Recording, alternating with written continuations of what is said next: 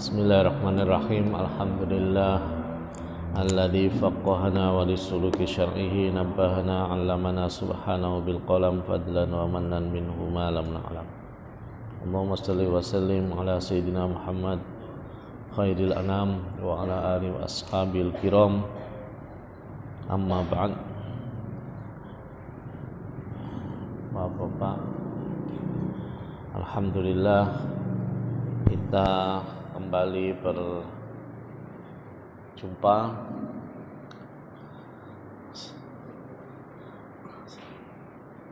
kayaknya bulan lalu masuk ya atau libur ya.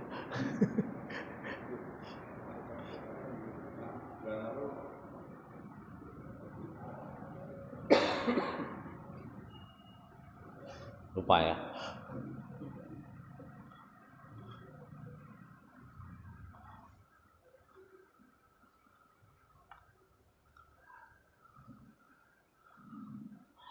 Nah, sebelum kita mendongeng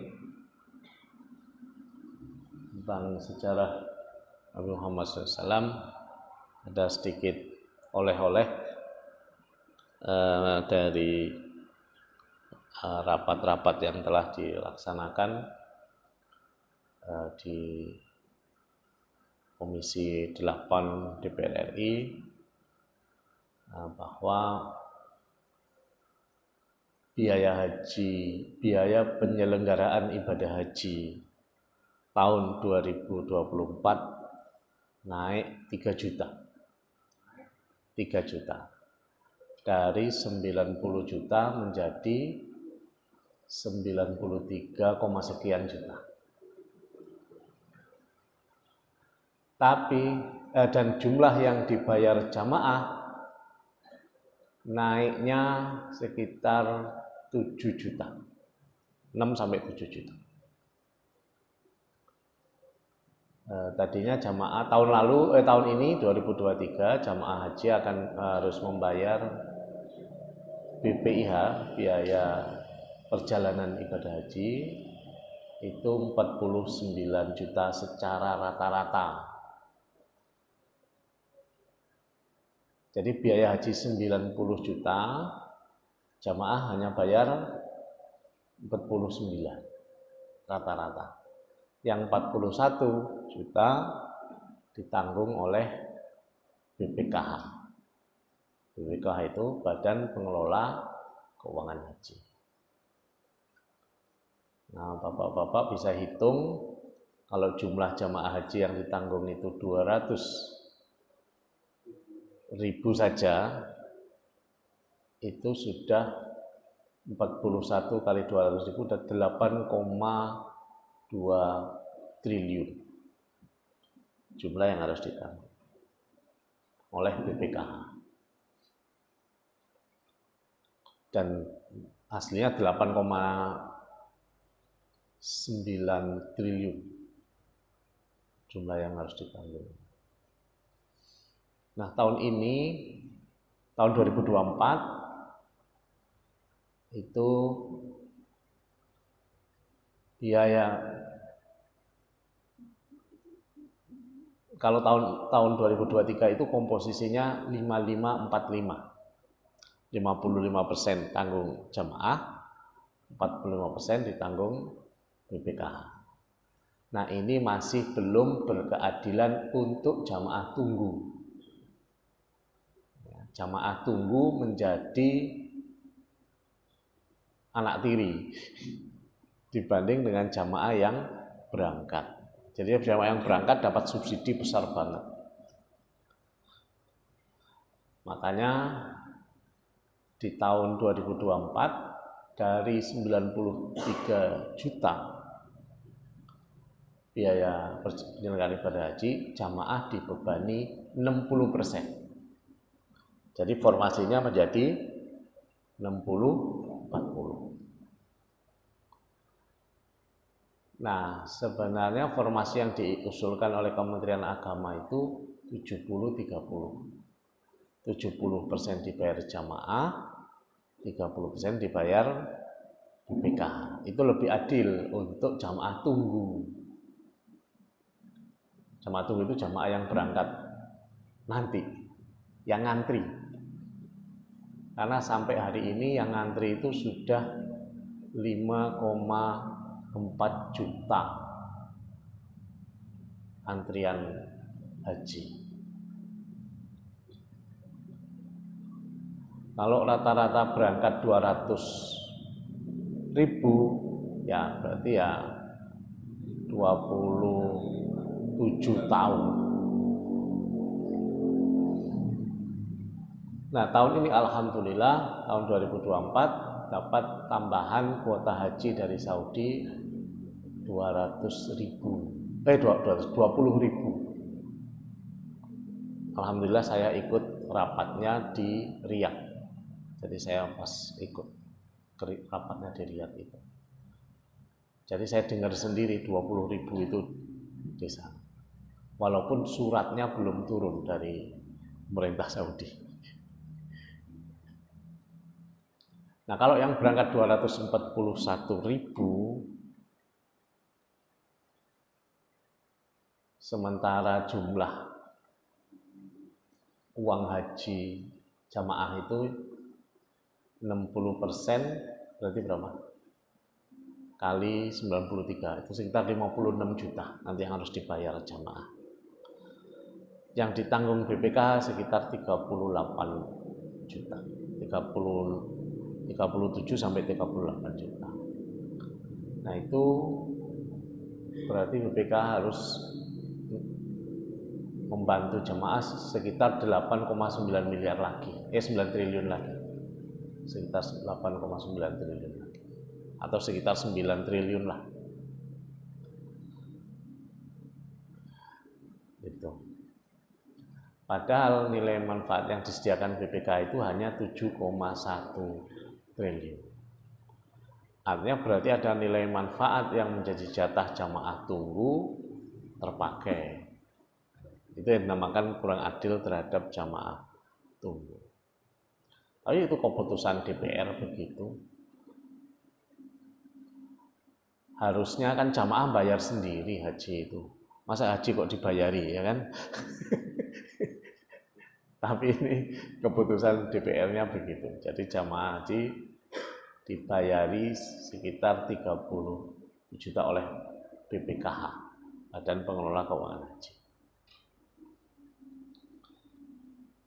Nah, insya Allah nanti menjelang akhir tahun nanti saya ke Saudi lagi untuk ngurusi beberapa hal. Ini tim yang sekarang berangkat ngurusi masalah pemondokan sama catering.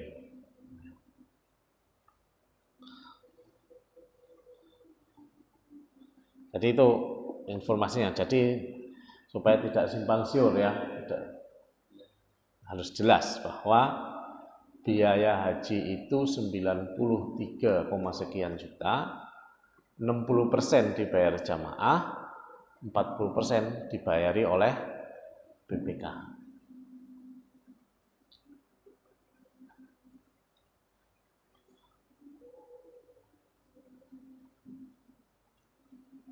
Nah, di tahun-tahun mendatang itu targetnya adalah komposisinya kalau bisa itu menjadi 70-30. Itu akan fair terhadap jamaah tunggu. Jamaah tunggu menjadi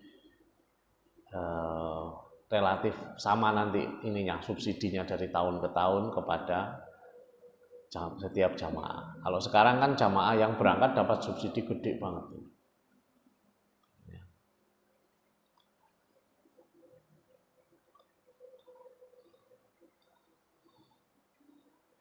Nah, kalau tanya apakah itu mahal atau murah, saya beri perbandingan ketika saya haji kemarin, saya nanya ke jamaah dari Bangladesh, Bapak bayar berapa dari Bangladesh?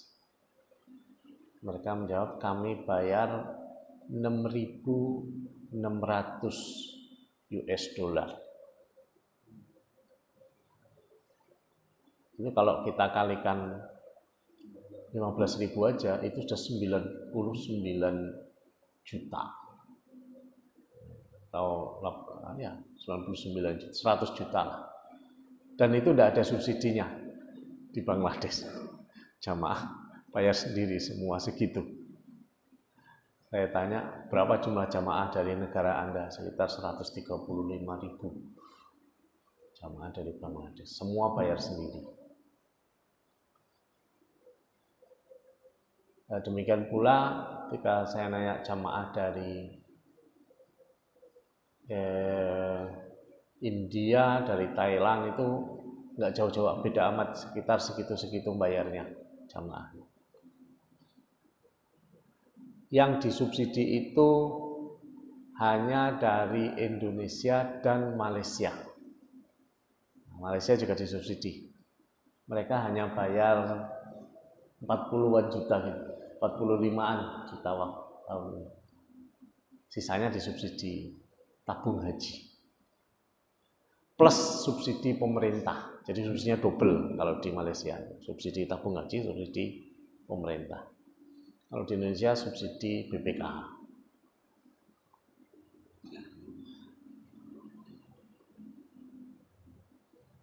Ya murah kalau hitungan dibanding negara lain, itu murah banget di Indonesia ini. Kalau naik ya memang naik, tiap tahun naik.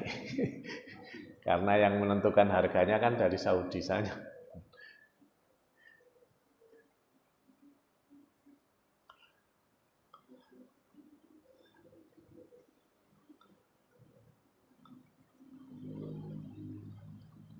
Baik saudara, sekarang kita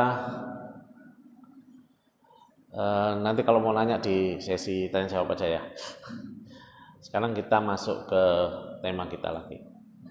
Nah, semoga masih ingat pengajian sebelumnya, karena lama kita ini ya. Jadi di pengajian sebelumnya itu telah kita ceritakan bahwa Nabi SAW selesai dari berhasil mengatasi perang Khandaq dan juga pengkhianatan di dalam Madinah yang dilakukan oleh orang-orang Yahudi, Bani Quraisyah. Itu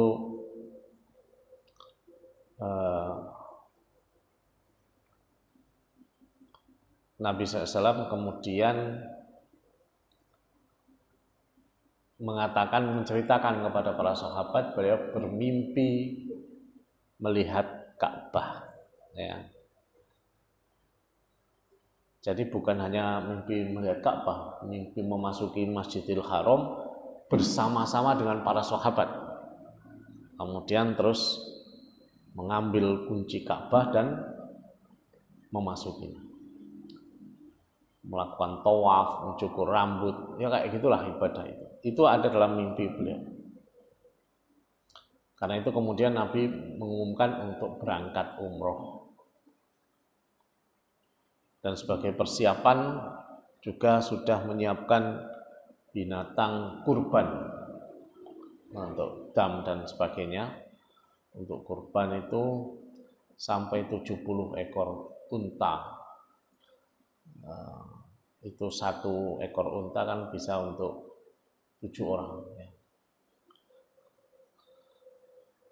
Nah, istri Nabi yang terpilih untuk mendampingi adalah Ummu Salamah.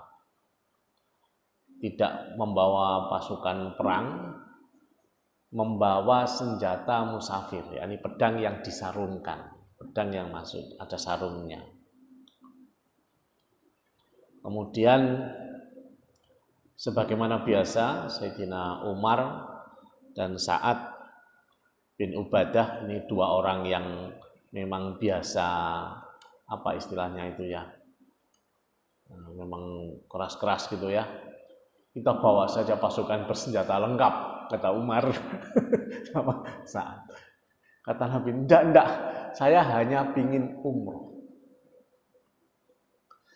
Ini adalah nanti di belakang itu kita akan melihat betapa pentingnya perjalanan ini dan betapa pentingnya tidak membawa senjata itu. Ya. Nah, pada tanggal 1 Dzulqa'dah kan, kalau orang haji itu kan berangkatnya Dzulqa'dah, nanti haji di bulan Dzulhijjah, pulang di bulan Muharram, kan gitu kan? Ini yang dinamakan Asyhurum Ma'lumat kalau dalam Al-Qur'an itu. Bulan-bulan yang diketahui disebut sebagai orang-orang dengan nama bulan-bulan haji, dan itu semua menjadi bulan-bulan haram, bulan-bulan yang dimuliakan. Dzulqa'dah, Dzulhijjah, Muharram. Orang mulai berangkat haji, ritual haji, kemudian pulang setelah. Tetapi ritual haji disebut haji itu belum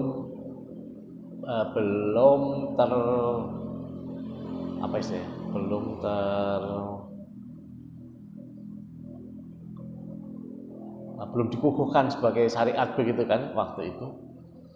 Karena itu yang dilakukan adalah umroh yang sudah biasa dilakukan orang kalau pergi ke Mekah. Ini melakukan tawaf di Baitullah, kemudian mencukur rambut.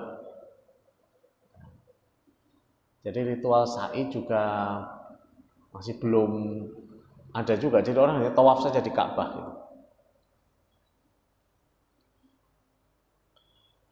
Akhirnya rombongan yang ikut itu banyak.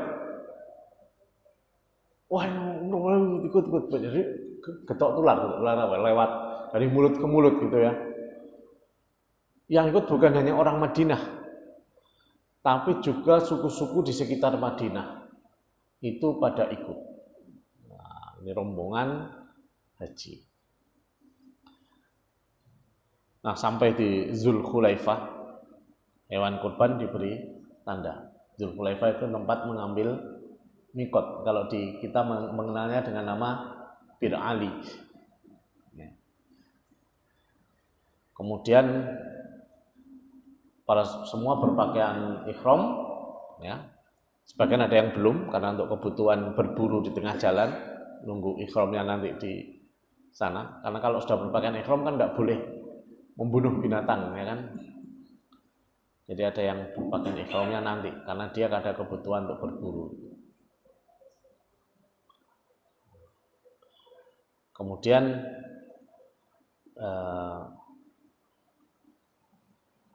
tentu saja jumlah rombongan yang begitu besar itu membawa berita yang besar pula di Makkah.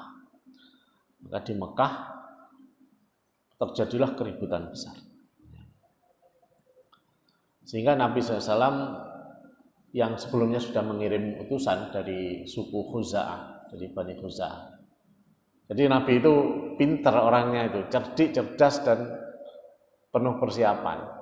Bukan hanya beliau mau berangkat umroh begitu saja. Dia kirim mata-mata dulu ke Mekah. Nah, mata-mata dari suku Khuza'ah ini mengatakan bahwa berita persiapan umroh dari Madinah itu sudah sampai di Mekah dan orang-orang Mekah bertekad untuk menghalangi Nabi masuk Mekah. Maka Nabi SAW bertanya kepada para sahabat mengenai konsekuensi bahwa mereka ada kemungkinan untuk diajak perang. Bagaimana kalau seperti itu?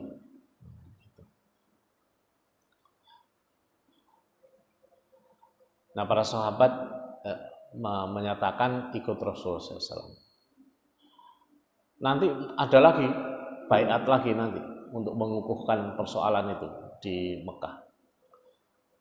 Nah, mendengar kabar Nabi mau umroh, ya, orang Quraisy Mekah menghadapi dilema. Ya, dilema ini sudah kita ceritakan juga di pengajian sebelumnya, tapi ini kita ulang supaya ingat gitu. Pertama, mereka tidak mungkin menghalangi orang yang mau ibadah di Masjidil Haram.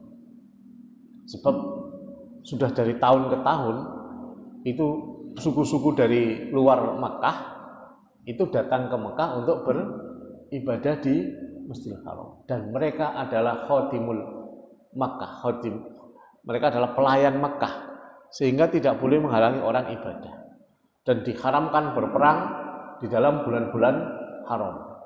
Tidak boleh berperang di bulan Dzulqa'dah, Dzulhijjah, dan Muharram. Tidak boleh. Itulah pentingnya tindakan Nabi membayar diat dan juga mengembalikan rampasan perang yang terjadi pada ketika Abdullah ibnu Jahaz dan pasukannya melanggar larangan perang di bulan haram pada saat Sariyah ke Nakhlah.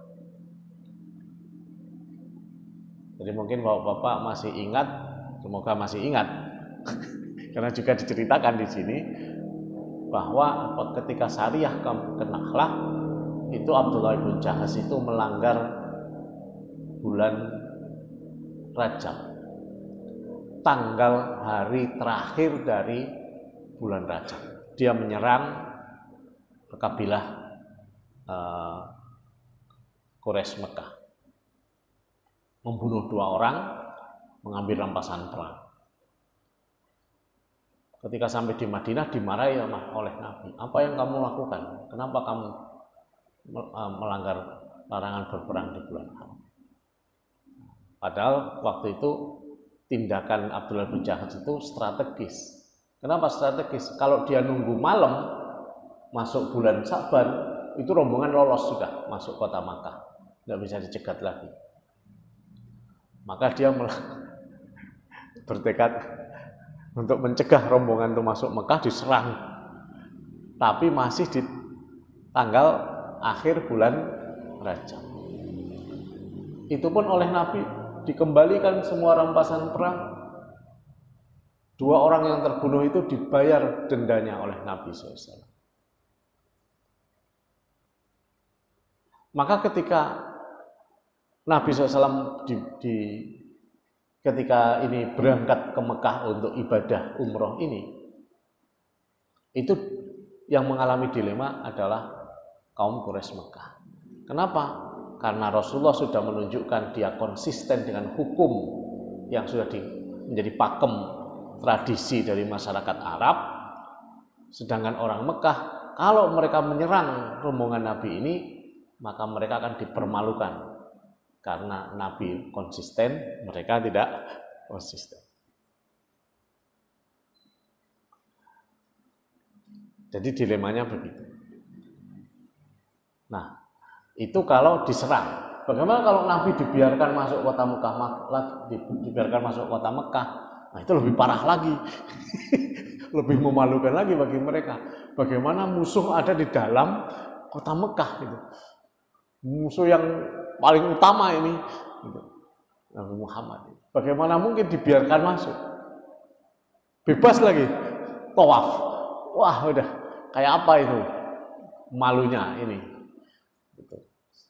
Maka ada dilema itu. Ini mau dicegah, diperangi, diusir, atau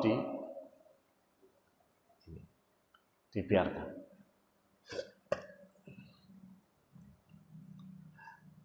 Nah, akhirnya mereka menghilangkan memilih untuk bermuka tembok, menghilangkan ini mau mengusir Nabi saja. Bahkan untuk itu mereka menyiapkan pasukan, ya. Ada 200 pasukan berkuda di bawah komando Khalid bin Walid sudah disiapkan. Ini pelanggaran yang serius sebenarnya, gitu ya. Walaupun itu juga terjadi di akhir zaman ini, ya kan, pelanggaran yang serius dilakukan oleh orang-orang Yahudi Israel di Palestina ketika mereka menyerang tempat-tempat yang tidak boleh diserang, seperti rumah sakit, tempat ibadah, tempat pendidikan. Dilema sebenarnya bagi orang Israel. Kalau mereka tidak menyerang itu, tidak mungkin mereka bisa menumpas Hamas. Tapi kalau menyerang itu, mereka melanggar semua hukum perang internasional.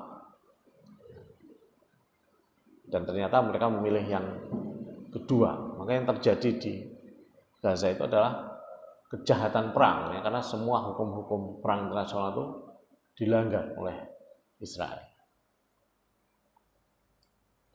Dan lebih memalukan lagi karena tidak menang juga walaupun dengan cara itu, tidak menang juga.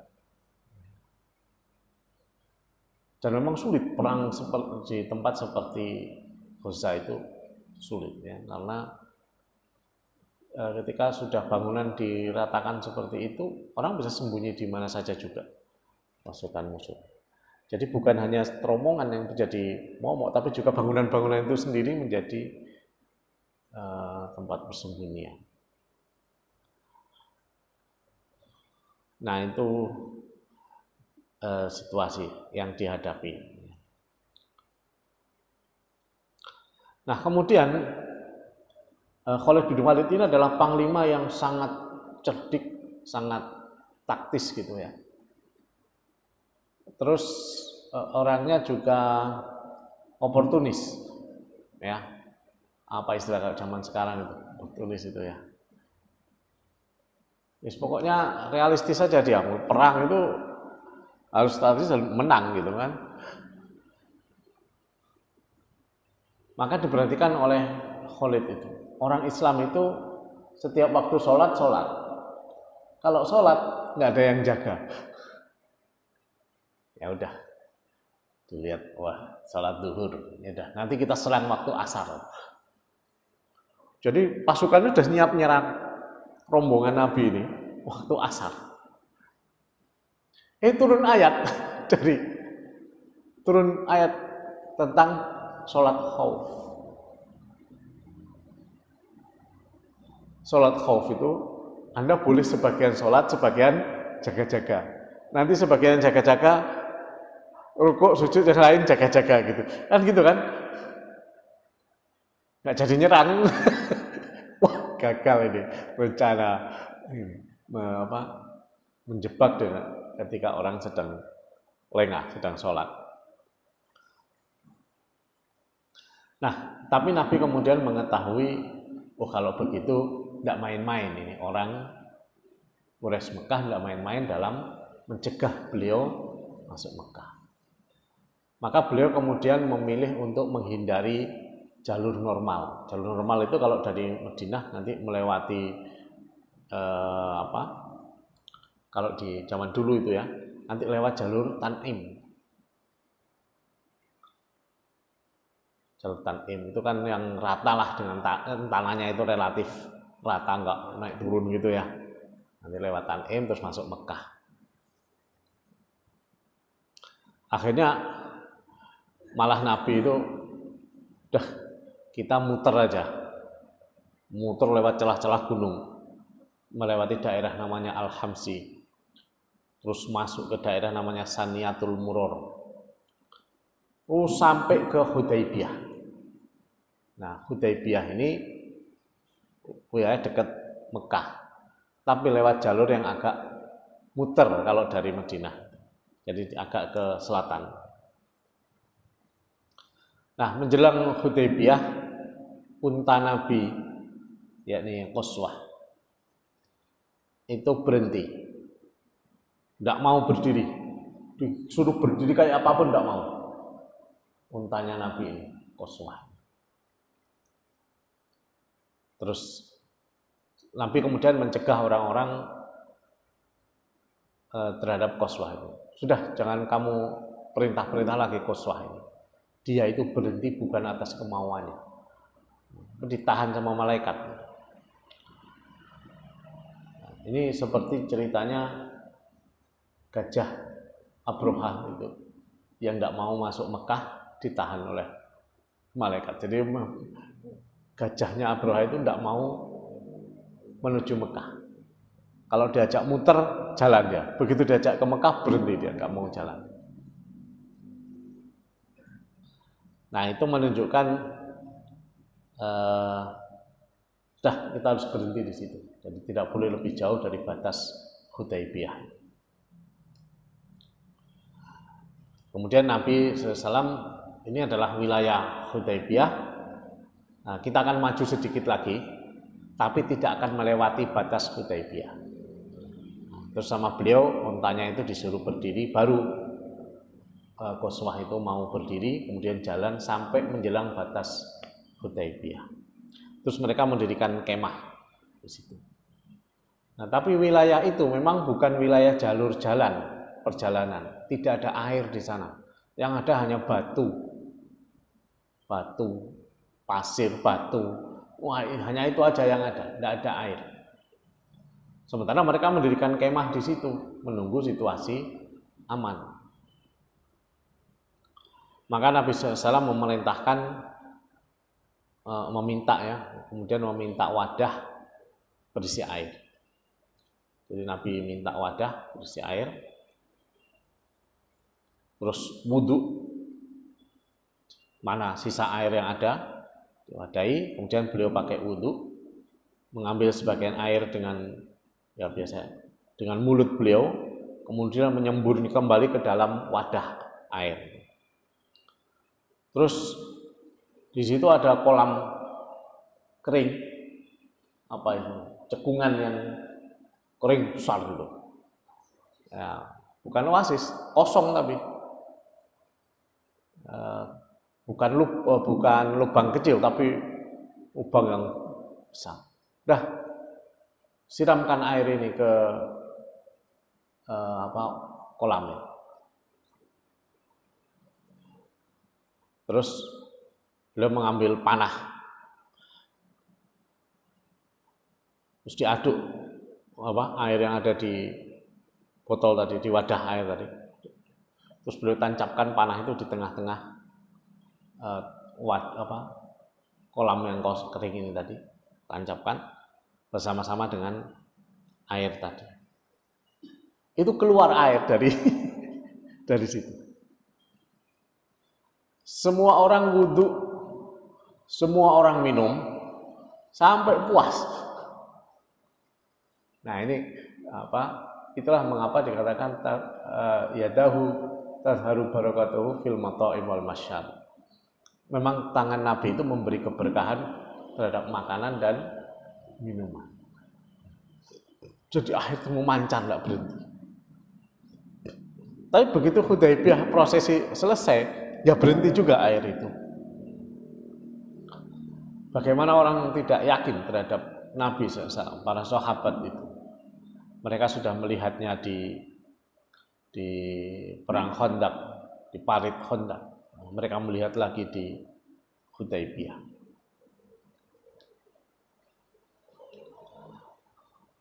Nah, Nabi SAW mengutus namanya Budail bin Warqa.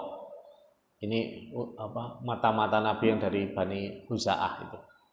Maka disebut Budail bin Al-Warqa Al-Khuzai, karena dari suku Huza'ah.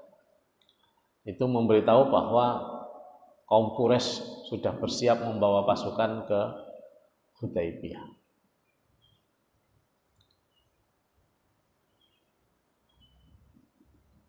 Nah, Nabi SAW minta agar Budail itu menyampaikan pesan beliau.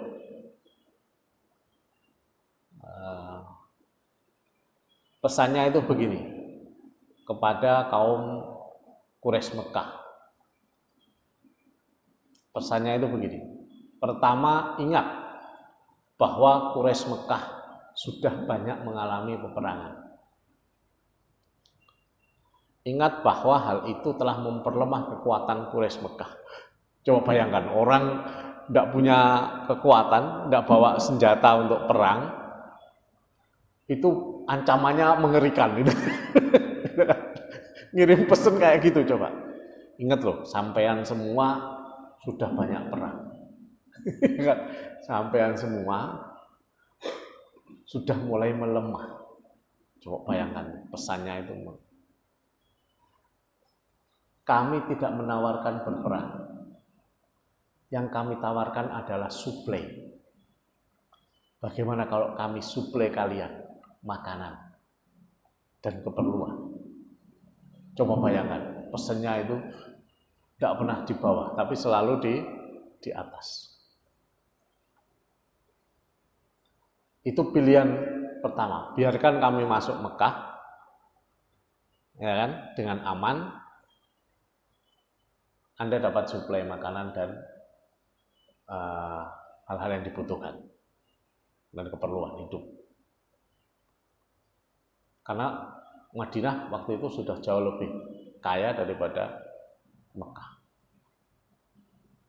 Orang Mekah puyeng dapat tawaran kayak gitu, ya kan? Sama Nabi, silahkan dipilih yang itu. Kalau mau milih perang juga tidak apa-apa, kami siap juga, kata Nabi. Coba bayangkan. Luar biasa itu. Maka orang Quraisy kemudian mengirim namanya Mikras. Mikros ini atau Mikros bin Hafs itu dikirim utusan ke Nabi SAW. Seperti apa sih? Tapi Nabi tidak berkenan dengan Mikros. Ini orang tidak amanah, katanya. Orang tidak bisa dipercaya. Walaupun begitu, beliau tetap mengirim pesan yang sama sebagaimana yang dikirim lewat Budel. Akhirnya mereka ngirim lagi Al-Khulais bin Al-Qamah, yang kali ini disambut baik oleh Nabi SAW. Nah, Al-Khulais sendiri punya penilaian strategis. Al-Khulais itu berpandangan secara pribadi dia, walaupun dia dari kalangan kafir Quraisy, dia secara pribadi berpandangan bahwa penyerangan kepada rombongan dari Madinah akan merusak nama suku Quraisy sebagai penjaga Masjidil Haram, sebagai penjaga Ka'bah. Nah, untuk itu yang ingin dipastikan, yang harus dipastikan, kata si Al-Khulais ini kepada teman-temannya Quraisy Mekah, yang harus dipastikan adalah bahwa orang-orang Madinah ini tidak bersenjata ketika masuk Makkah, dan mereka memang tujuannya benar-benar hanya ibadah, tidak kemudian menyusup terus akhirnya membuat kekacauan, perang dan sebagainya. Itu aja yang perlu kita pastikan, kata Al-Khulais. Tidak perlu kita mikir perang. Kita pastikan aja rombongan yang masuk ini rombongan yang benar-benar masuk dengan tujuan damai. Kalau perlu kita lucuti senjatanya, kita minta mereka masuk tanpa senjata. Atau seperti apa dirundingkan. Nah, apalagi mereka ini akhirnya untuk itu ya sudah, kita lihat saja kita lihat saja seperti apa sih rombongan itu. Maka Al-Khulais ini meneliti rombongan itu. Terus balik dia ke kaum. Itu rombongan tidak ada bahayanya sama sekali, kata Al-Khulais. Biarkan aja mereka masuk. Mereka juga sudah siap dengan hewan kurban. Nah, pandangan Al-Khulais ini ternyata tidak memuaskan bagi orang-orang musyrik Mekah. Nah, di Mekah itu terjadi dua kubu sekarang. Kubu yang memilih, udah biarin aja masuk. Itu kan, menjaga nama baik dan sebagainya, nggak ruwet, nggak ini. Ada kalangan pemuda nggak bisa itu, nggak boleh masuk, harus kita perangi, itu nggak bisa, enak aja bisa masuk gitu. Jadi ada dua pandangan, dan itu tidak selesai walaupun dengan saran-saran dari Al-Khulais. Akhirnya ngirim lagi utusan lagi, ya. Jadi sudah berapa utusan tuh? Ada Mikros, ada Al-Khulais, kemudian ada utusan terakhir namanya Urwah bin Mas'ud. Nah, Urwah ini pikirannya sama dengan Al-Khulais. Begitu balik, udah rundingan aja sama Muhammad. Udah rundingan aja, yang penting rundingan tercapai, gimana caranya dia masuk, cara keluar, tidak ada yang dipermalukan, selesai. Ini kan perkara gengsi, yang jaga kehormatan, harga diri segala macam gitu. Nah, itu yang terjadi kemudian. Ya. Nah, ini kalau di ini to be continued gitu ya. Seperti apa itu nanti hasil dari situasi ini gitu ya.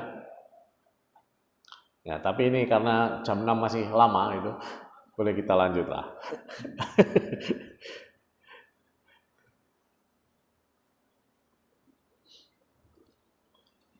Jadi seperti apa akhirnya perbedaan pandangan ini menjadi seperti apa? Nah, yang jelas di dalam Mekah itu tetap setelah Urwah juga memberi saran yang sama, maka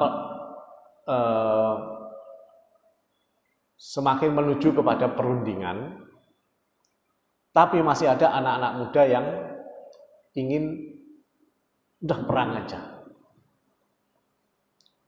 Nah, ini gimana situasinya? Akhirnya begini, Bapak, Ibu. Jadi kelompok yang tua, yang senior-senior, sudah berketetapan hati untuk mengikuti saran dari Al-Khules dan Urwah. Udah kita berunding saja dengan Muhammad. Nah, untuk perundingan itu, mereka punya juru runding yang sangat andal. Namanya Suhel. Jadi Suhel ini juru runding yang sangat andal. Tapi kalangan muda tetap tidak puas. Kalangan yang berdarah panas itu, wih, ini kalau dibiarkan malu kita, nggak bisa, gitu ya. Sampai akhirnya apa yang mereka lakukan melampaui batas. Mereka kemudian membuat rencana bagaimana kalau kita nyusup di rombongan haji dari rombongan umroh dari Madinah itu, terus kita bikin keonaran sampai terjadi perang. Nah itu, ini akal-akalan ini juga dipakai sama Israel zaman sekarang, ya kan? Ada orang lagi nonton musik nyantai-nyantai, ditembaki sendiri, terus kemudian dituduhkan itu korban dari serangan Hamas. Hamas tidak pernah nyerang warga sipil. Hamas itu yang diserang militer, yang diserang tentara. Rekaman-rekaman Hamas itu semuanya serangan kepada tentara. Anda bisa lihat serangan ke markas militer, mengambil alih tank, ya kan? Nah, rekaman yang orang Yahudi berlarian segala macam itu rekaman mereka sendiri.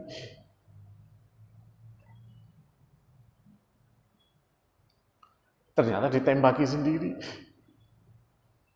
Supaya punya alasan untuk menyerang Gaza. Untuk melakukan pemboman. Yang tujuan utamanya adalah mengusir warga. Bahkan orang sipil yang kembali pun ditembaki. Karena memang tujuannya mengusir, bukan perdamaian. Nah, sama ini mau ngirim orang masuk ke dalam. Makanya kalau demo itu, mengapa demo itu banyak ulama yang tidak setuju demo-demo itu? Karena demo itu gampang disusupi, kemudian tinggal opini yang ingin dibangun selesai. Kirim aja orang ke dalam rombongan demo itu, ya kan, kemudian terus bikin keonaran. Udah, mau bagus kayak apapun demo itu, namanya menjadi jelek. Nah, ini juga begitu. Jadi rencana anak-anak muda Mekah ini nyusup ke dalam rombongannya umrohnya orang-orang Madinah, udah terus bikin keonaran sampai perang. Dan tidak main-main, jumlah yang dipersiapkan menyusup itu puluhan. Dan itu dilakukan. Malam-malam mereka datang menuju ke rombongan ini untuk nyusup. Tetapi Nabi SAW, ini namanya juga Nabi ya, selalu dapat peringatan, ya kan. Beliau menugaskan Muhammad bin Al-Maslamah. Jadi namanya kebetulan Muhammad juga namanya. Orang yang bernama Muhammad setelah Nabi Muhammad itu adalah Muhammad bin Al-Maslamah. Jadi Muhammad kok memanggil orang lain sini Mat. Karena namanya sama, ya kan. walaupun jauh lebih muda, ya, karena dia lahirnya jauh belakangan. Sini, kamu tak tugaskan untuk menjaga. Kamu kan komandan ini. Coba bikin perimeter, jaga. Aku khawatir nanti akan ada orang-orang yang akan menyusup. Dan benar, diidentifikasi sama si Muhammad bin Al-Maslama ini. 1, 2, ditangkapi semua. Semua ditangkapi sama Muhammad bin Al-Maslama dan pasukannya. Maka penyusupan itu gagal total. Semua ditangkap.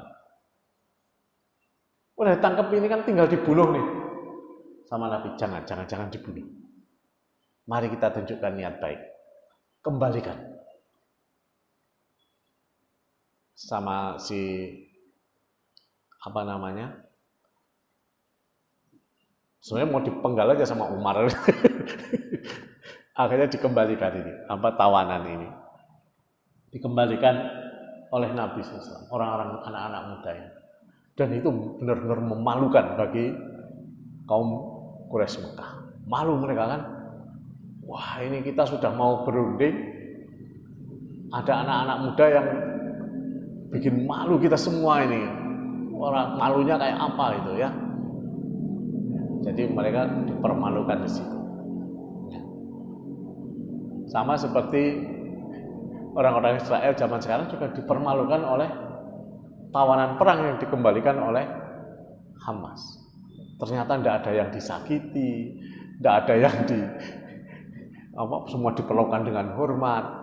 Ya, maka dibebaskan, bisa mengucapkan terima kasih kepada pejuang-pejuang Palestina itu. Bahkan ada yang menceritakan dengan terbuka bahwa anak istri mereka mati karena bukan dibunuh oleh Hamas, tapi karena dibom karena bombardir dan bukan oleh Israel. Sebenarnya terbuka semua informasi itu kan di media massa, karena media sosial sekarang bisa membuka semua itu. Sehingga kesaksian-kesaksian itu juga bisa diperlihatkan. Maka di sini kesaksian-kesaksian anak muda yang mau mengacau di rombongan Hudaybiyah ini juga dipermalukan seperti itu. Itu pulangkan aja. Nah, itu disebutkan di Al-Quran. Di dalam Al-Quran itu disebutkan A'udzubillahi minasyaitonirrajim. Bismillahirrahmanirrahim. Wa huwallazi kaffa aydiyahum ankum wa aydiyakum ankum. Wa huwallazi, dialah Allah yang kaffa aydiyahum, yang telah menahan atau mencegah. Kaffa itu bisa menahan, bisa mencegah.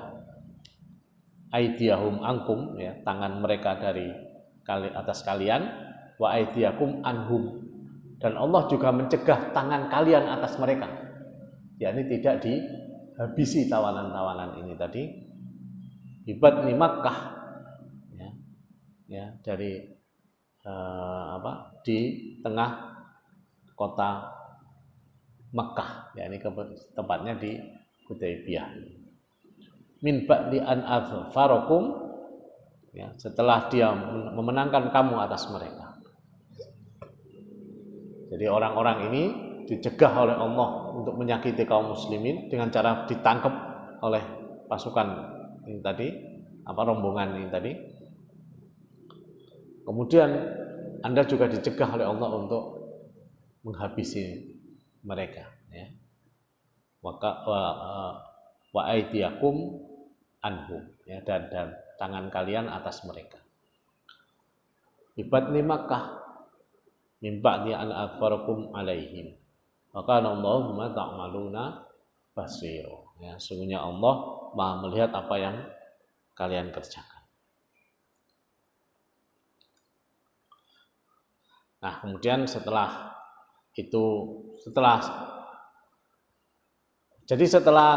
dikembalikannya anak-anak muda ini, praktis kemungkinan perang hampir nihil.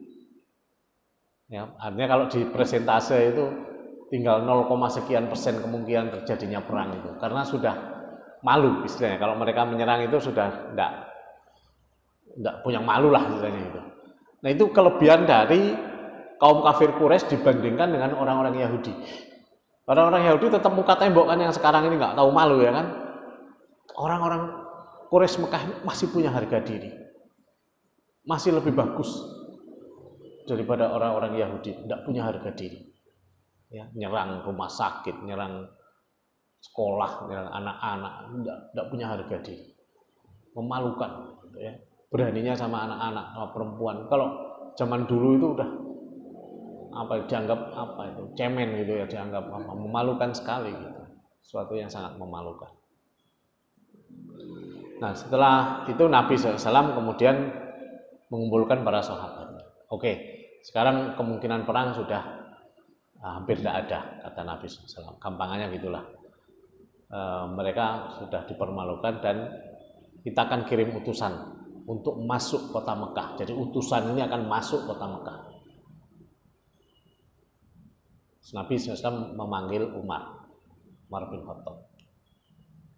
Dah Umar, kamu kan yang paling pemberani, kamu aja yang masuk kota Mekah. Ternyata Umar itu ya pemberani, tapi mikir-mikir juga. Ya kalau sendirian lah. Gini Rasulullah, kata Umar. Kalau aku yang kamu suruh masuk ke sana, terus aku disiksa, dibantai gitu, itu orang Mekah tidak ada yang peduli lagi. Karena keluargaku nggak ada lagi yang akan melindungiku. Gimana kalau kamu kirim Utsman aja, kata Umar. Kau kirim Utsman aja ya Rasulullah. Utsman kan keluarganya masih banyak di Mekah. Aku udah nggak punya lagi. Kalau aku masuk terus sampai di apa-apakan, nggak ada yang peduli. Gimana kalau Utsman aja? Nah, terus Nabi juga tersenyum, terus ya sudah panggil Utsman. Utsman, kamu aja deh yang masuk. Siap, namanya sahabat ya, diperintah Nabi ya. Kenapa saya ya Rasulullah? Karena keluarga kamu itu keluarga yang terpandang di Mekah.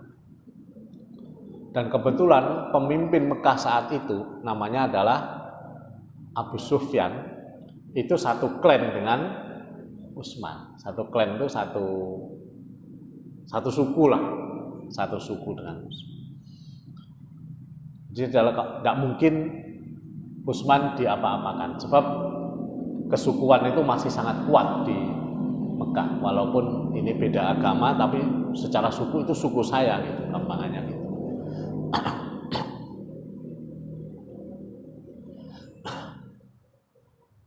Nah, terus kata Nabi, kamu sampaikan ya bahwa kita tidak ingin berperang ya, kita mau umroh saja kok, tidak ingin perang. Udah sampaikan aja gitu. Tapi jangan lupa, kata Nabi, kamu juga dakwahi mereka.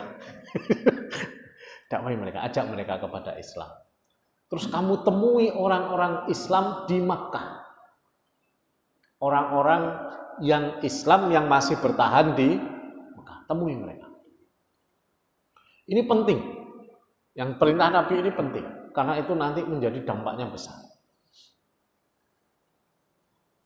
Akhirnya Utsman benar-benar masuk Makkah. Dan benar saja, langsung dia disambut oleh keluarganya. Pertama yang menyambut dia itu namanya Aban bin Sa'id bin Al-Ash. Ini dari Bani Umayyah ya. Sama dengan Utsman itu dari Bani Umayyah, sama dengan Abu Sufyan. Nah, Aban bin Sa'id itu kemudian menyambut Utsman. Dia bukan hanya menyambut, bahkan menyediakan kuda. Coba bayangkan. Ini bedanya memilih utusan yang benar. Coba kalau yang diutus tadi Umar, tidak ada sambutan dikasih kuda, mungkin sambut pedang. Tapi kalau yang datang Utsman, dia juga dihormati di kalangan Bani Umayyah. Disediain kuda karena dia kalangan bangsawan, ya kan? Nah, ini saya kuda dah. Kemudian Aban mengumumkan, saya menjamin keselamatannya. Coba bayangkan. Udah, aman untuk Utsman. Karena dia dijamin oleh suku yang besar di Mekah. Ketemulah Utsman dengan keluarganya. Ketemu dengan para pemimpin Quraisy yang kebetulan juga dari sukunya. Ya sudah, kita rundingan. Pesannya Nabi seperti ini. Tidak ingin perang, ingin masuk Mekah, hanya mau umroh. Udah jangan dihalang-halangi. Terus aku juga mau ketemu sama ini, mau ketemu sama ini, mau ketemu. Saking banyaknya yang mau ditemui sama Utsman itu berhari-hari Utsman itu tidak balik ke kampungan, ke Hudaybiyah. Sampai saking dihormatinya Utsman ini sama orang-orang ini, dia itu dipersilahkan untuk tawaf. Coba bayangkan, Utsman itu dipersilahkan untuk tawaf, tapi Utsman tidak mau. Tidak, saya tidak akan tawaf sebelum Rasulullah tawaf. Saya mau ketemu ini. Berhari-hari tidak balik. Karena berhari-hari tidak balik, timbullah isu. Ya, namanya kalau berita nggak jelas muncullah namanya isu, muncullah hoax, ya kan? Hoax. Hoaxnya apa? Utsman dibunuh.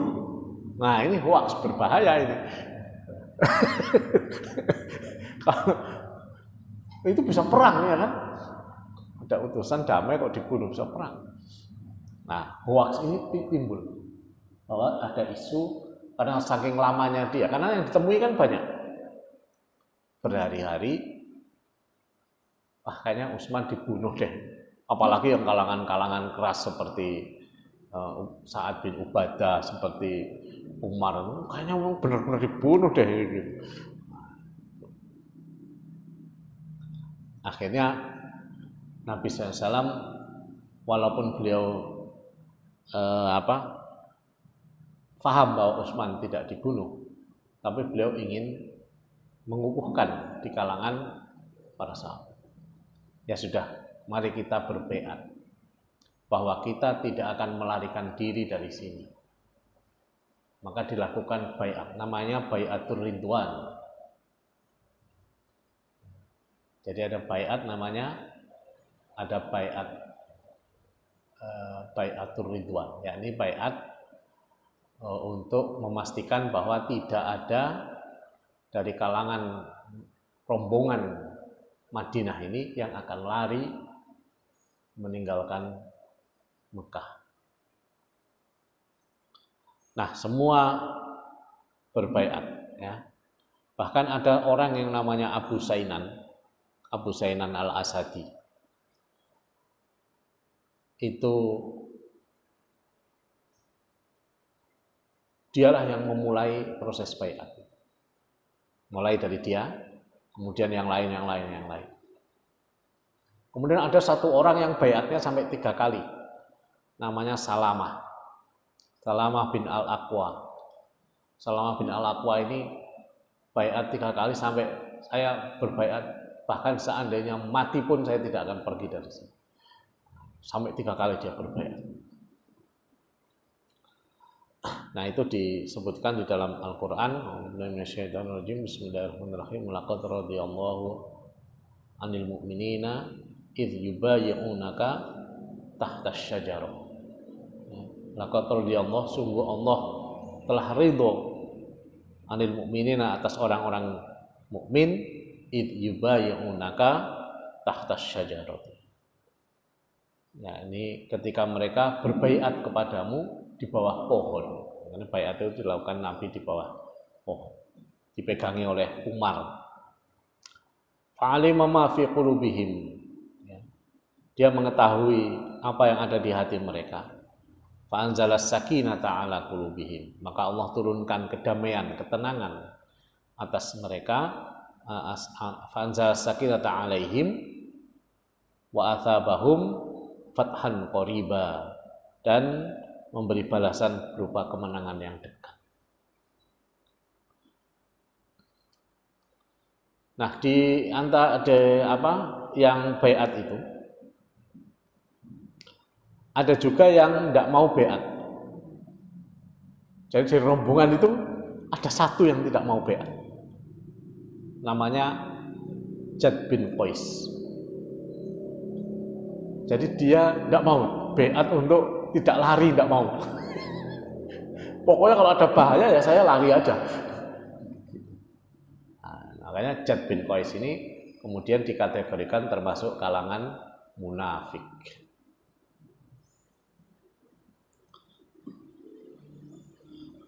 Nah, sekarang apa yang terjadi di Mekah? Dilema Quraisy masih belum berakhir, bahkan bertambah. Ya, karena utusan Nabi, yakni Utsman, itu bebas keliling Mekah. Dia keliling Mekah ya. Semua orang dicari yang Muslim dicari sama dia. Kan pesan Nabi begitu. Pesan Nabi itu kirimkan pesan, dakwai mereka, temui saudara-saudaramu sesama Muslim di Mekah. Dia dicari semua sama Utsman. Makanya nggak pulang-pulang. Dan ini nyebelin bagi orang kafir Quraisy kan. Ini orang Madinah bisa keliling Mekah sebebas itu. Aduh, ruwet banget ya bagi mereka ini. Aduh, nggak bisa diapa-apakan. Sukunya terlalu kuat di Mekah. Ya, akhirnya udah kita kirim utusan aja deh. Jadi Utsman belum balik ke Hudaybiyah, itu orang Mekah sudah ngirim utusan. Utsman masih ada di dalam kota Mekah. Akhirnya dikirimlah utusan. Nah, utusan ini yang saya sebutkan tadi namanya adalah Suhail. Suhail ini juru runding yang sangat andal. Sampai kata Nabi SAW, ini orang istimewa katanya. Ini adalah kita akan segera menyelesaikan persoalan. Hari ini persoalannya akan selesai kata Nabi. Karena inilah orang yang kalau orang ingin berunding perkara-perkara yang sulit, inilah orang yang akan dikirim kata Nabi. Suhail ini akan dikirim. Nah, Suhail itu diberi misi cuma satu oleh kaum kafir Quraisy itu, yaitu memastikan bahwa Nabi SAW kembali ke Madinah, tidak masuk kota Makkah. Itu misinya cuma satu itu, memastikan bahwa Muhammad tidak akan masuk Makkah, kembali ke Madinah. Nah, ini secara chemistry sudah tercapai. Ya, Nabi respect terhadap Suhail. Suhail juga menunjukkan respect kepada Nabi Muhammad. Dan dia juru runding yang andal. Ya. Jadi ini orang ini akan memudahkan urusan kalian. Setiap kali Quraisy menghendaki perjanjian, mereka pasti mengirim orang ini. Kemudian Nabi SAW mulai berdiskusi dengan Suhail itu, menghasilkan beberapa kesepakatan. Setelah tercapai beberapa kesepakatan, dah tulis kata si Nabi. Yang disuruh nulis Ali bin Abi Thalib. Tulislah Bismillahirrahmanirrahim. Tulis sama Ali. Tunggu kata Suhail. Mengenai Ar-Rahman itu kami tidak kenal itu. Kata si Suhail. Tulis saja. Bismika Allahumma. Kalau Allah kami kenal. Tapi Ar-Rahman ini kami tidak kenal. Jadi Asmaul Husna itu tidak dikenal oleh kaum. Terus kata Nabi, ya sudah. Kamu tulis Bismika Allahumma. Tulis sama Ali. Bismika Allahumma. Terus kemudian Nabi SAW memerintahkan lagi. Tulislah, ini perjanjian yang ditetapkan Muhammadur Rasulullah. Ini adalah perjanjian yang ditetapkan Muhammad Rasulullah. Potong lagi sama Suhail. Tar dulu.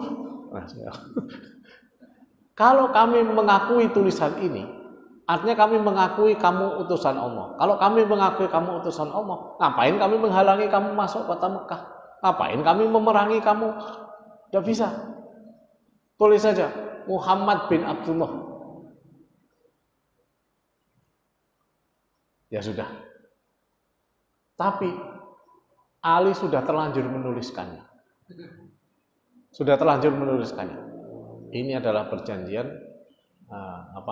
yang ditetapkan oleh Muhammad Rasulullah. Sudah ditulis sama Ali. Sudah terlanjur ditulis itu. Nggak bisa kata Suhail.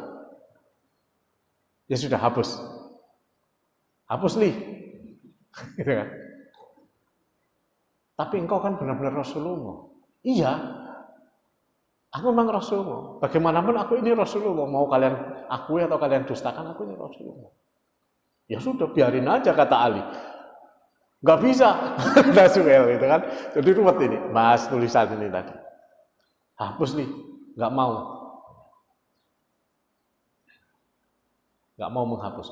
Diperintah oleh nabinya nggak mau menghapus. Ini menunjukkan bahwa adab itu mendahului amar.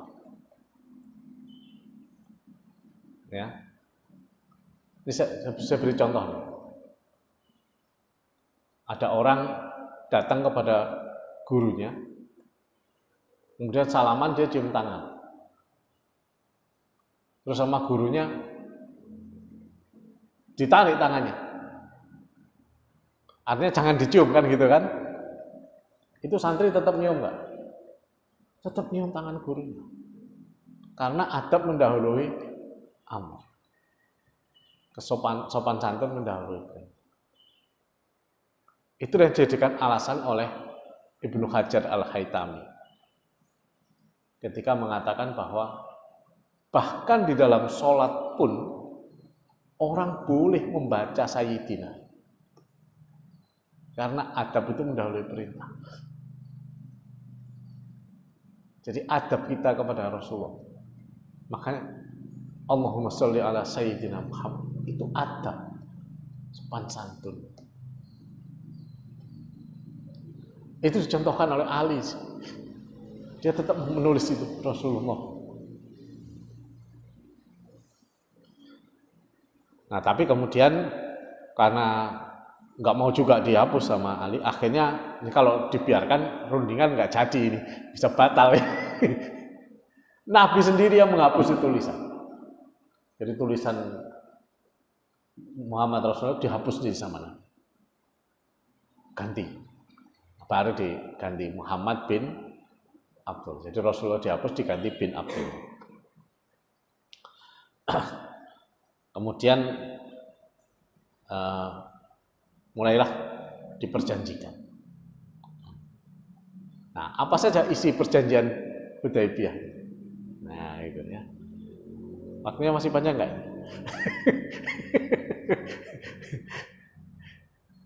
Jadi misinya kedua belah pihak itu sederhana.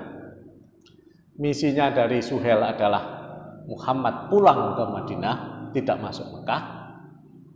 Misi dari Nabi Muhammad adalah perdamaian. Tidak ada perang. Gitu. Makanya begitu tercipta perdamaian, itu yang menang pasti Islam. Itulah yang paling ditakuti oleh Zionis. Begitu perdamaian tercapai, itu Islam itu pasti menang.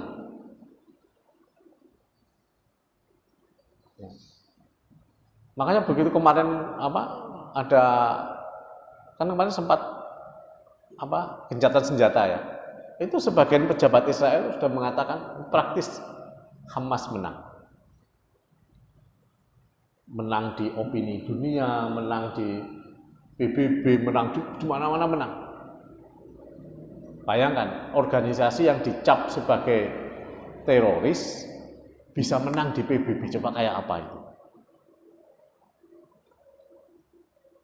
Nah ini juga demikian, misi Nabi itu cuma satu, perdamaian, cuma perang. Maka beberapa butir perdamaian disepakati. Pertama, mengadopsi misinya Suhail. Rasulullah SAW harus pulang. Tidak boleh masuk kota Makkah.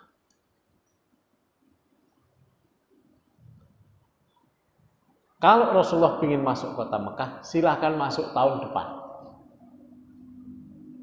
Silahkan mau berumrah tahun depan, silahkan. Nanti dikondisikan. Nah, yang lain, rombongan yang lain selain Rasulullah, silahkan mau beribadah di Mekah, mau tawaf, mau apa, silahkan, tapi hanya maksimal 3 hari. Setelah 3 hari, pulang juga. Nah, selama itu Quraisy tidak akan mengganggu mereka. Jadi syaratnya rombongan boleh masuk tanpa Nabi Muhammad. Nabi Muhammad pulang ke Madinah. Ini misinya Suhail kan itu, pulang ke Madinah. Tahun depan silahkan kalau mau balik.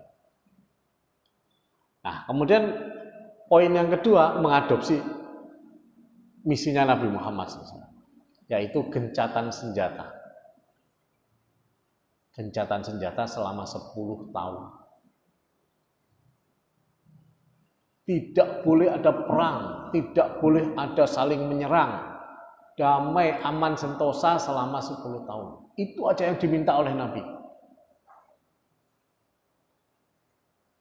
Kemudian, dan selama masa damai itu, semua orang dibebaskan untuk berdiskusi tentang agama masing-masing. Itu misinya Nabi itu. Islam itu didakwahkan tanpa pendalilan aja udah menang. Karena kebenaran itu diletakkan dimanapun pasti. Makanya kita itu jangan pernah khawatir.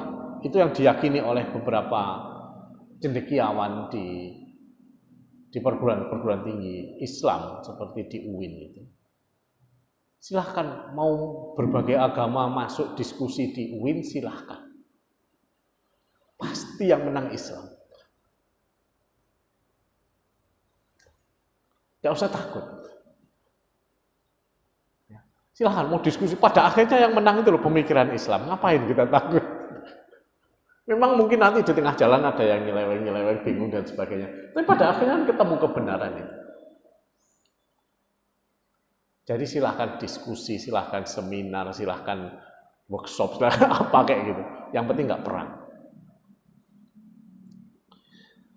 Maka sebagian ulama mengatakan perjanjian Hudaybiyah itu adalah kemenangan terbesar umat Islam. Tanpa pedang. Seperti yang sekarang terjadi di Eropa. Seperti yang sekarang terjadi di Amerika. Penaklukan Islam di sana itu murni dialog. Tidak ada pedang. Cukup datang ke tempat-tempat di mana di situ orang bebas bicara. Kan di New York, di Amerika itu ada satu tempat di mana orang bebas bicara. Ya, datang ke situ, bebas bicara, berdakwah. Itu aja yang masuk Islam puluhan, ratusan bahkan ribuan. Karena agama ini, kalau disebutkan di Al-Quran, bal naqdhifu alal batili, bal naqdhifu bil haqqi alal batili fa idza huwa zahir. Naqdhif itu sesuatu yang disampaikan tanpa argumentasi. Agama Islam ini cukup disampaikan la ilaha illallah, itu sudah menang, sudah pasti paling logis. Tiada Tuhan selain, itu kebenaran di atas kebenaran. Mikir kayak apapun, Tuhan itu mesti satu.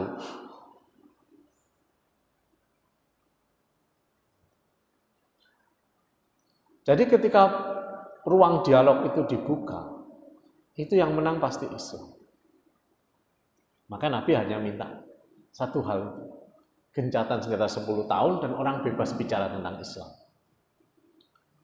Pikirannya orang kafir Quraisy, nggak ada penaklukan, Kalau malah diskusi-diskusi mah biarin aja gitu. Mereka tidak tahu bahwa justru itulah penaklukan yang dilakukan oleh Nabi Muhammad. Karena mukjizat yang dimiliki, mukjizat terbesar Nabi Muhammad itu adalah Al-Quran.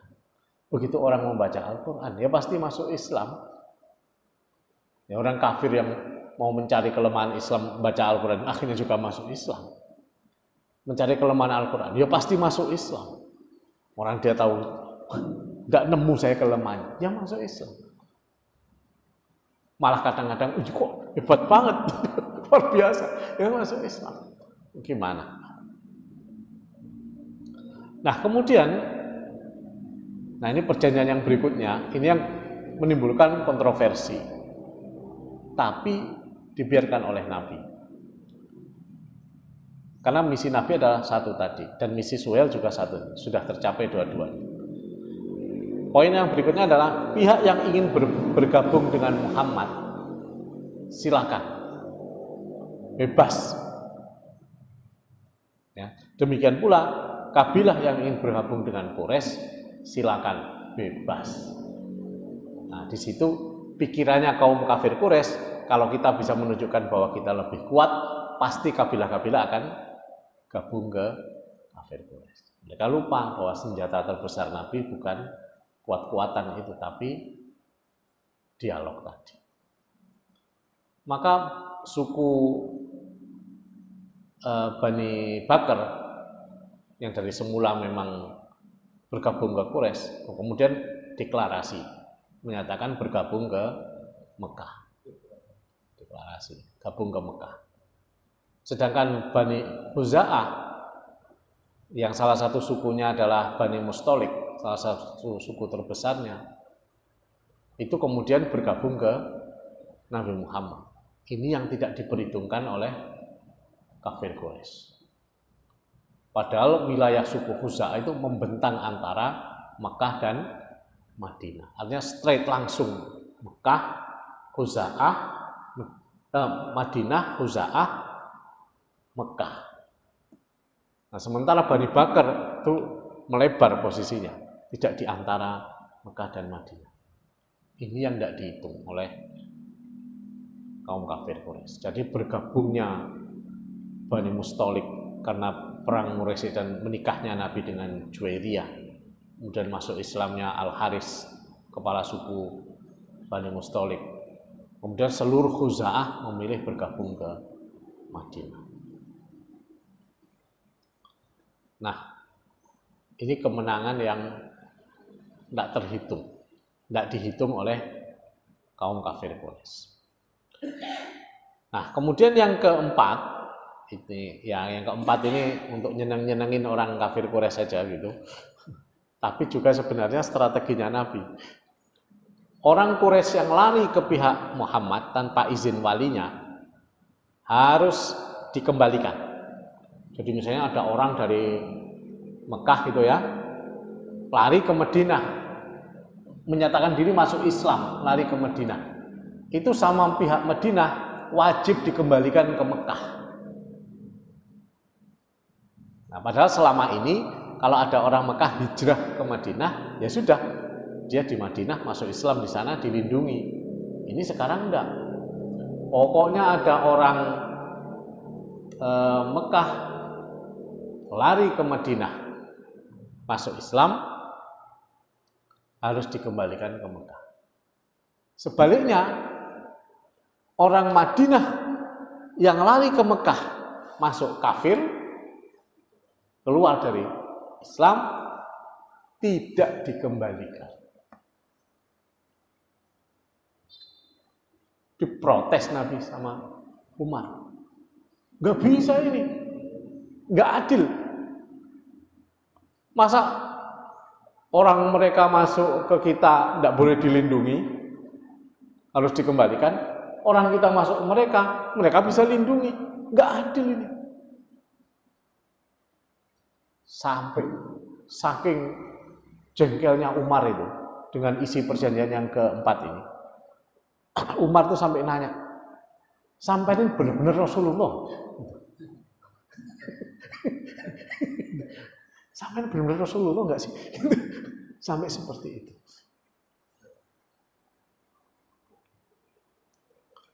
Kemudian Nabi, nggak apa-apa kita setujui aja. Tahu nggak prakteknya?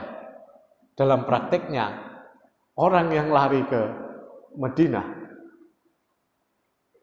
itu memang banyak.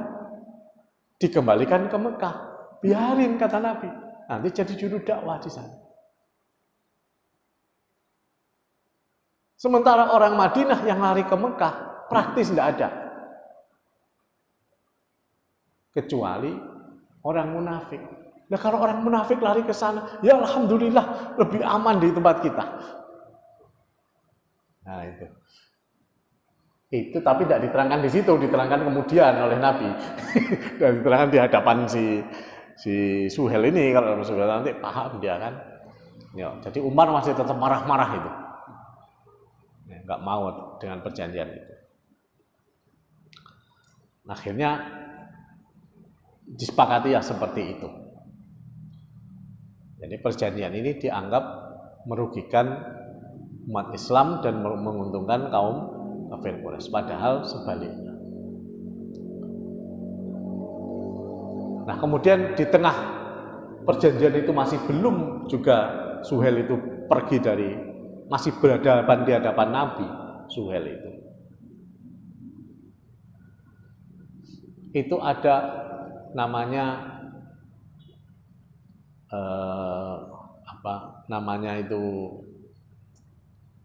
Abu Jandal, bukan Abu Janda ya, Abu Jandal.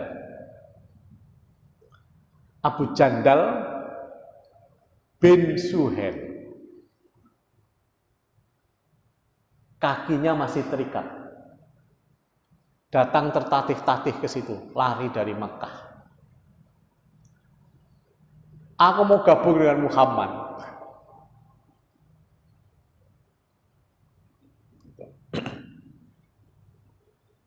Terus langsung Suhel itu, tunggu dulu, ingat perjanjian nomor 4. Setiap yang kembali, yang gabung ke Muhammad, wajib dikembalikan ke Mekah. Harus kembali. Dan itu luar biasa. Kenapa luar biasa? Abu Jandal itu anaknya Suhel. Abu Jandal, bukan Abu Jahal, Abu Jandal bin Suhel. Coba bayangkan itu. Bapaknya lagi rundingan sama Muhammad, dia minta ikut Nabi Muhammad.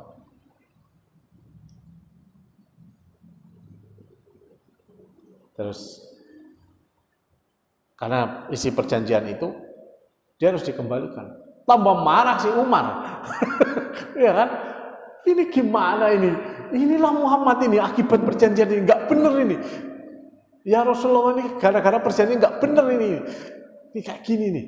Masa kita tidak bisa melindungi si Suhel itu? Saking gemesnya Umar itu, dia lompat ke Abu Jandal itu, kan pedangnya masih disarungkan.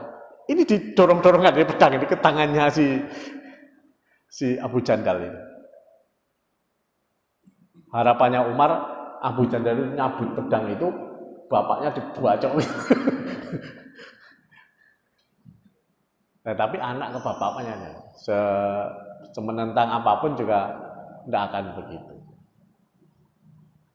Akhirnya mereka harus rela melihat Abu Jandal itu diseret sama Suhel, bapaknya. Kemudian Rasulullah SAW berpesan, ya sudah, bawa dia ke Mekah. Kami tidak akan pernah melanggar perjanjian.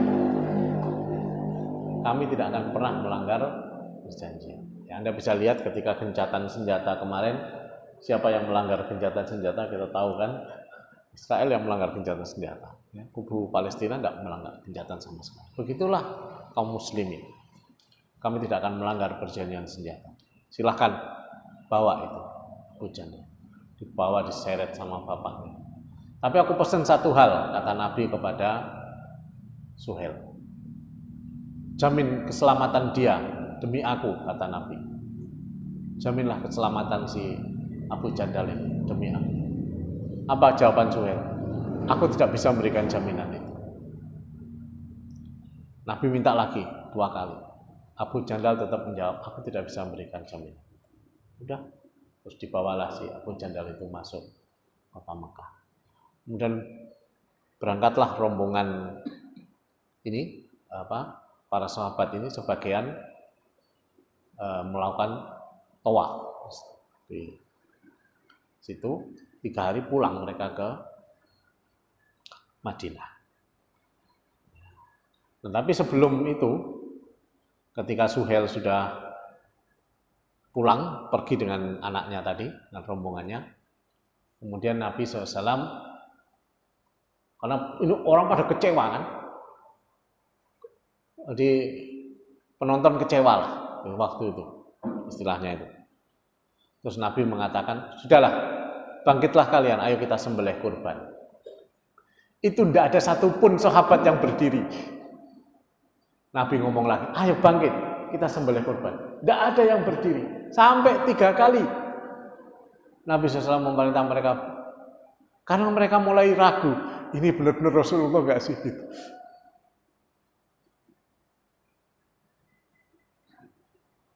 Atau shock. Ada yang ragu, ada yang shock. Bisa begitu? Gitu. Akhirnya beliau masuk ke tendanya istrinya. Kemudian ngomong ke Ummu Salamah. Ini gimana sih?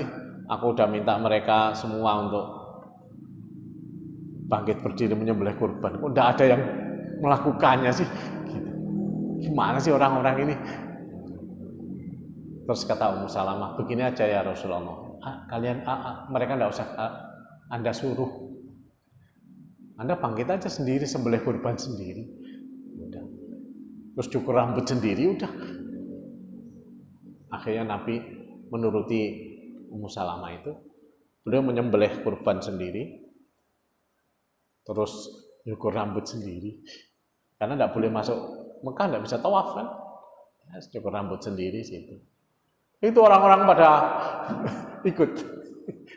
Ya. Pada berkorban, pada rebutan kemudian cukur rambut. Nah itu kemudian itulah perjanjian Hudaybiyah yang dianggap sebagai salah satu kemenangan terbesar umat Islam. Karena setelah itu Islam didiskusikan. Nah bagaimanakah dampak dari perjanjian Hudaybiyah ini? Kita akan ikuti di pengajian berikutnya. Mungkin ada 1-2 pertanyaan, silakan.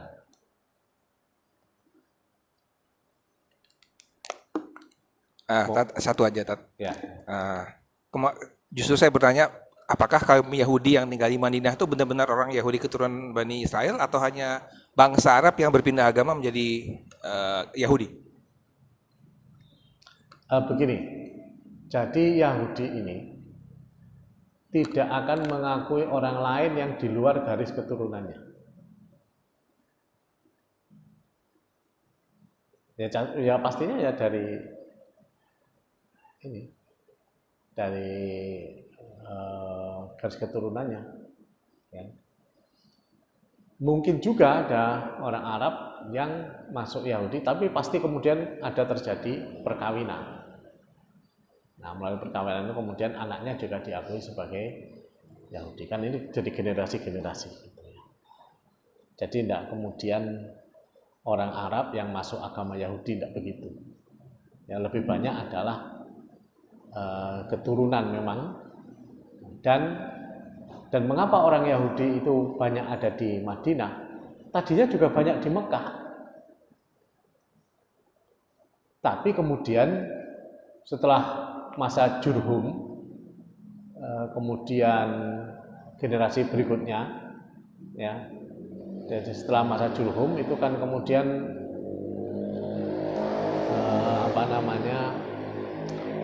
mulai ada penyembahan terhadap berhala. Nah, setelah mulai banyak penyembahan berhala di Mekah itu, orang Yahudi itu tidak mau di Mekah karena mereka menganggap itu perbuatan yang musyrik. Ya, waktu itu Yahudi masih agama yang benar, jadi pindah ke Madinah, hijrah.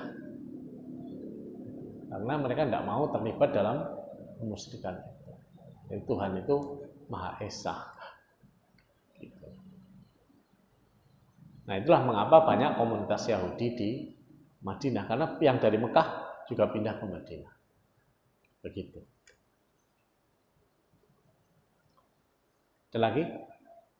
Ya. Sampai kapan perjanjian Hudaibiyah itu berlangsung? Apakah ada akhirnya? Apa sampai sekarang masih Perjanjian Hudaibiyah itu umurnya 10 tahun tadi. Ya. Jadi di 10 tahun. Tapi kemudian tidak sampai 10 tahun sudah dilanggar. Dilanggar oleh kaum kafir Quraisy. Nah, karena ada pelanggaran, kemudian terjadilah Futuhul Makkah, Fathu Makkah, penaklukan kota Makkah. Itu karena ada pelanggaran terhadap perjanjian Hudaibiyah. Jadi sudah praktis tidak ada lagi karena sudah dilanggar oleh. Kemudian kalau nggak salah setelah itu pasukan Muslim, bukan pasukan sih, orang Muslim masuk dari Madinah masuk ke Mekah tanpa ada perlawanan. Gitu. Gimana? Makanya setelah itu mungkin setelah dilanggar oleh kaum Quraisy, orang Madinah, Muslim Madinah masuk ke Mekah membawa puluhan ribu dan tidak ada perlawanan gitu. Mungkin. Iya. Ya, nah itu nanti ada ceritanya. Nah, ceritanya liku-likunya seperti apa nanti. Nah, kita kan masih belum sampai ke sana itu. Ada lagi?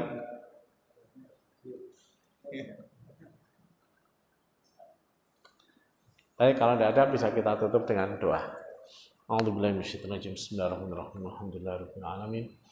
Hamdan lillahi rabbana lakal hamdu kama yanbaghi li jalali wajhikal karim wa 'azimi sultanik. Allahumma shalli wa sallim ala sayyidina Muhammad wa sahbihi wasallam. Allahumma iftah qulubana futuhal 'arifin. Allahumma zidna ilman nafi'a wa amalan mutaqabbala wa rizqan halalan wasi'an mubarakan thayyiban. Allahumma arzuqna fahman nabiyyin wa hifdzal mursalin wa ilhamal malaikatil muqarrabin wa inna bil ilmi wa zayyina bil hilmi wa jammilna bit taqwa akrimis salama afiyah bi rahmatika ya arhamar rahimin. Rabbana atina fid dunya hasanah wa fil akhirati hasanah wa qina adzaban nar. Wa sallallahu ala sayyidina Muhammad wa sahbihi wasallam. Alhamdulillahirabbil alamin. Assalamualaikum warahmatullahi wabarakatuh.